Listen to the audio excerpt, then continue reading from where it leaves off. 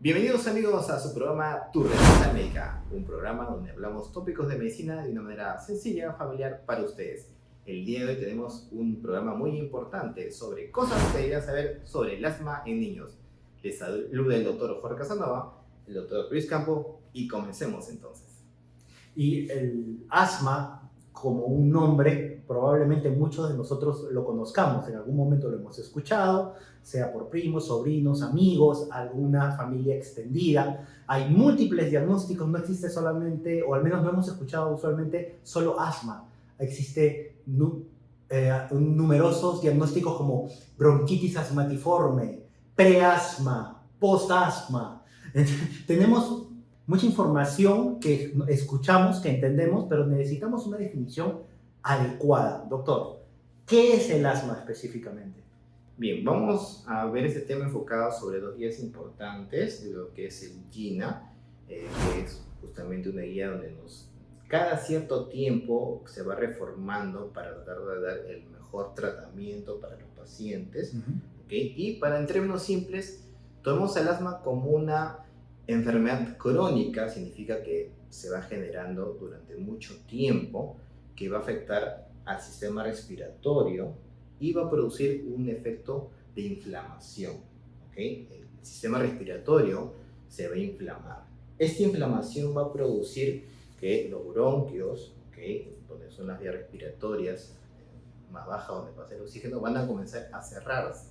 Y eso va a generar dificultad respiratoria. Por eso que el niño va a empezar a toser, le va a empezar a silbar el pechito, ¿ok? Porque va a haber un problema ya obstructivo crónico. Importante para tener en cuenta el asma es que es una enfermedad que tiene desencadenantes, es decir, que va a haber múltiples factores que van a conllevar a este desencadenante, a estas crisis asmáticas.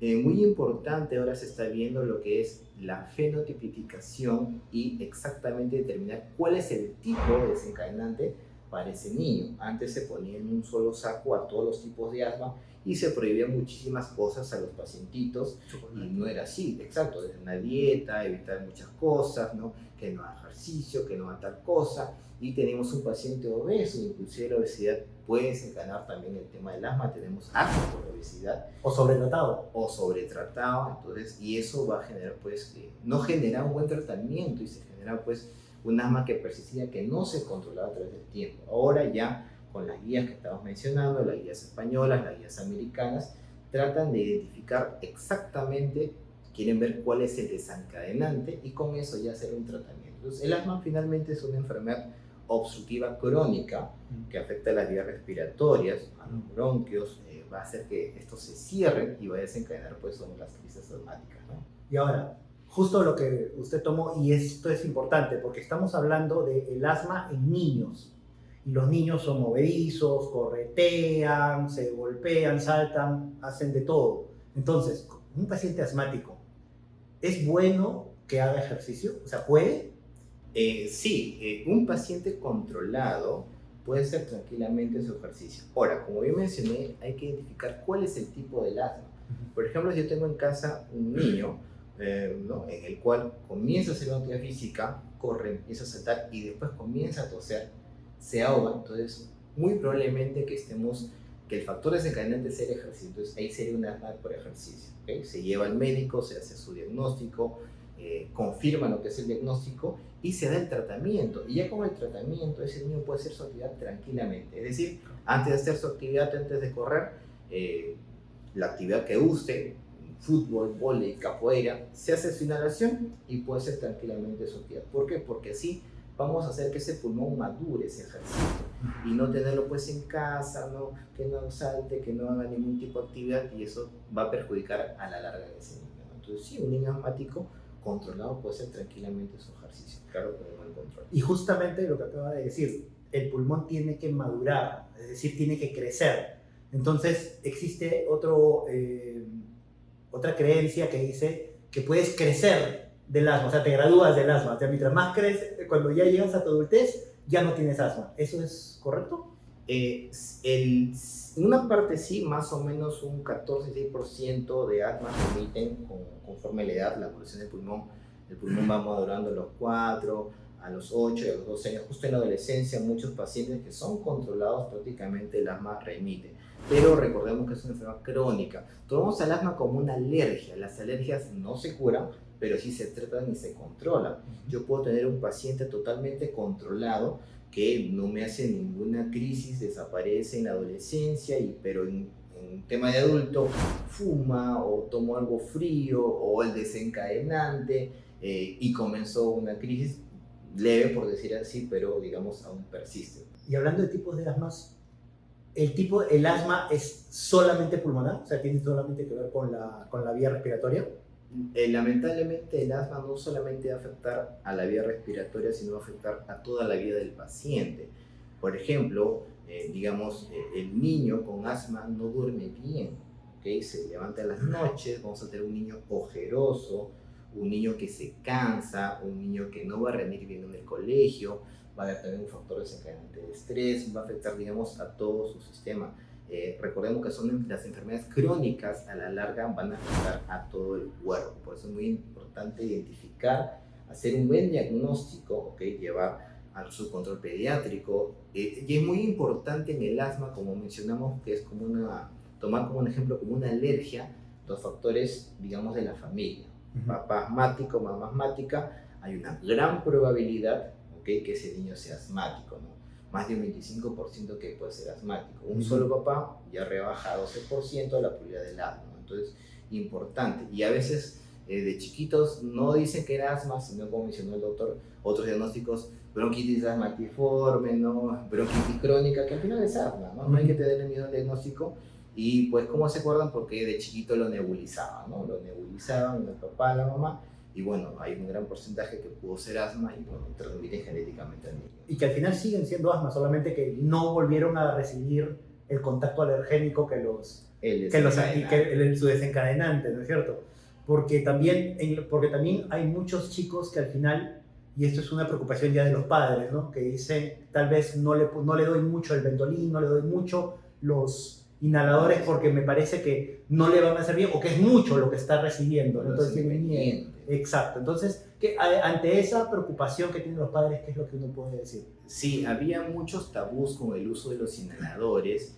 Se creía que al usar el inhalador el niño se hacía dependiente de eso y no es así, ¿no? Cuando uno tiene fiebre toma su paracetamol, cuando uno está con alergia toma su antihistamínico, cuando uno tiene su crisis utiliza su inhalador. Las nuevas guías indican lo que es una terapia tanto de rescate cuando son las crisis e inclusive una terapia preventiva para prevenir las crisis. Se está utilizando mucho lo que son los corticoides inhalados, porque como mencionamos al inicio es una enfermedad inflamatoria, entonces se utiliza los antiinflamatorios para que sí evitemos lo que se llama el remodelado epitelial, la remodelación bronquial. ¿Qué quiere decir eso? Cuando ese bronquio ya tiene muchas crisis, no es bien tratado, lamentablemente cambia su estructura y ya tenemos un asma crónica, lo que no se quiere llegar, un asma que se persiste hasta en la adultez. Entonces, eso es lo que se quiere evitar justamente los niños. Utilizando los inhaladores adecuados, podemos prevenir justamente esa remodelación del epitelio, esa remodelación del bronquio y tener pues un niño completamente controlado, ¿no? Cuando llegue así a su adolescencia o la etapa adulta. Y no solamente el parénquima pulmonar es remodelado, sino que también la caja torácica se remodela, ¿no? Hay un fenotipo, podríamos decir, alterado de su caja, donde parece un tonel, ¿no? Exactamente. Antiguamente, por la clínica uno se da cuenta de un niño asmático porque pues era un tórax como un barrilito, ¿no? Como un cuadradito, así, porque el niño atrapaba el aire no podía salir y pues tenía pues ese aspecto, ¿no? Entonces ahora se quiere justamente evitar eso, ¿no? El uso adecuado del inhalador, no hay que tenerle miedo. Una buena terapia con el inhalador va a prevenir las crisis y a la larga pues simplemente ya deja de utilizar el inhalador solamente en momentos específicos de acuerdo al tipo de asma que va a tener el pacientito y en algunos casos simplemente no va a utilizar. Un cambio de clima y listo. Claro, y justamente en los tipos, también esto es una preocupación que de vez en cuando ha pasado, así como existe la hipertensión por bata blanca, existe un desencadenante por el estrés del asma. Sí, efectivamente, al igual que la hipertensión, aumenta el tema del estrés, aumenta la presión arterial, factores que también, por ejemplo, la diabetes, ¿no? Cuando tenemos la mal llamada diabetes emotiva, pero son factores que van a desencadenar una respuesta que aumenta, por ejemplo, la histamina o sustancias químicas en el cuerpo que van a generar pues el broncoespasmo, que van a generar inflamación. Es cierto, hay un grupo de pacientes, tanto niños y adultos también, que a veces tienen preocupación y comienzan a toser o que les falta un tema del aire, y a veces podemos decir, no, es un tema psicológico, se está haciendo, ¿no? Y podemos de repente malinterpretar esos síntomas, esos signos, y pues no dar un tratamiento adecuado. Y en esos casos ocurre a veces cosas curiosas, ¿no? El niño comienza a tener sus crisis, se agita, entra, digamos, en ansiedad, y viene alguien y lo calma, digamos, le habla bonito, tranquiliza, hace que pase esa crisis y la crisis desaparece, ¿no? Y a veces confunden eso con que no, el asma se cura con palabras, no. O que tal vez es una terquedad del niño, pues sobre Exacto. todo porque es cierto, los padres tienen una cierta desesperación cuando llevan al niño y está con una dificultad respiratoria y no saben en ese momento muy bien qué hacer. Entonces, si ven que al niño con calmarlo se le disminuye la dificultad respiratoria de vez en cuando, se sienten tal vez algo utilizados, pero es verdad, sí le puede dar ese ataque Sí. por el estrés. Y tomando sus palabras del tema de desesperarse y qué cosa hay que hacer, justamente ahora las nuevas guías indican lo que son las terapias SMART, las terapias de rescate, que ya el papá con el hijito asmático ya se le educa qué hacer, ¿no? Qué hacer en caso de una crisis,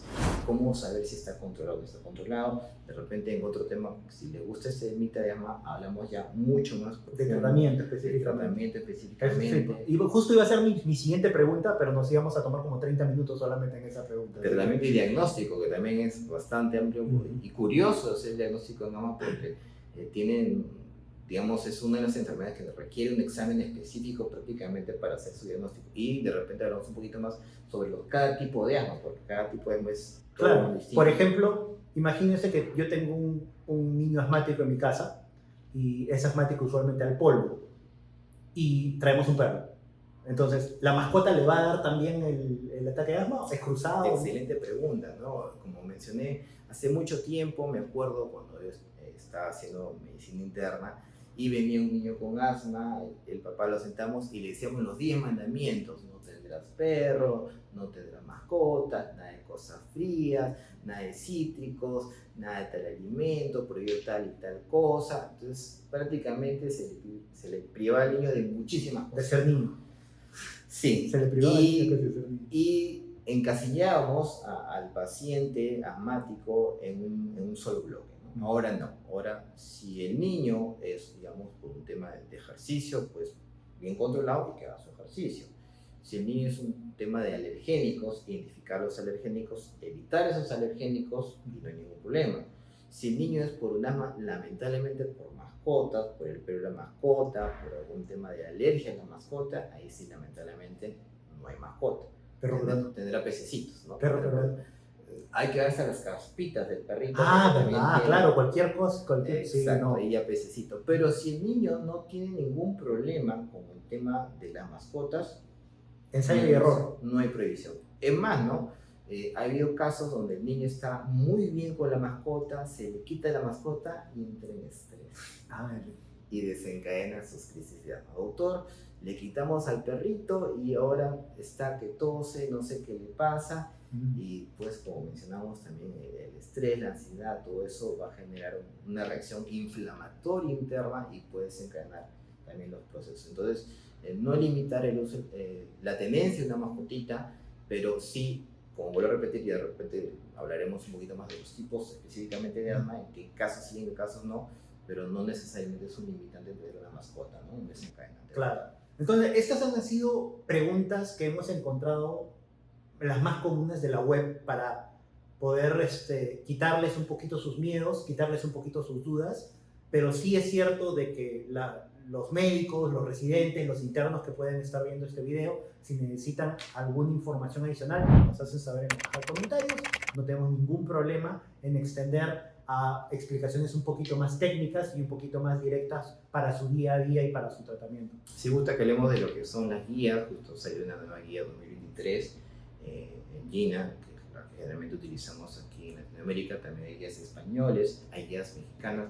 Perú también le comento, doctor Campos, que va a sacar también su guía de manejo de asma, porque también cada zona, cada región tiene sus características propias, ¿no? Tenemos diferentes. Sí, hasta altitudes, el clima, etcétera, todo varía. Por eso se iban a Jauja. Jauja son lugares, digamos, de un buen clima, ¿no? Y a veces nos pasa, ¿no? El niño está enfermo y se va a otra zona y se controla. Se curó y no es bueno, se controló, porque ahí ya el factor alergénico no está presente, ¿no? Entonces, importante no tenerle miedo al asma, es una enfermedad crónica como cualquiera, y lo más importante es que se puede controlar. Se puede controlar a un grado tal que prácticamente es día normal. Como si se pareciera, ¿ok? Como si se pareciera. Entonces va a depender de ustedes, los papás, de tener un buen control, no alarmarse por cosas de que digan, no, que el inhalador lo va a volver adicto, ¿no? Que lo va a volver asmático. No, el niño ya tiene su asma, sino más bien ese inhalador va a evitar que desarrolle después un asma que persista durante bastante tiempo, que no sea controlado. Bien, chicos, si les ha gustado este tema o si les gustaría que ahondemos un poquito más, hemos tocado una pequeña pincelada sobre el gran mundo de asma, sobre todo en niños, que es bastante importante para los papitos, para las mamitas. Pueden escribir en los comentarios, si les gustan revisamos las guías clínicas o hablamos de los tipos específicamente de asma, con todo gusto para ustedes. Listo. Nos vemos. Bye.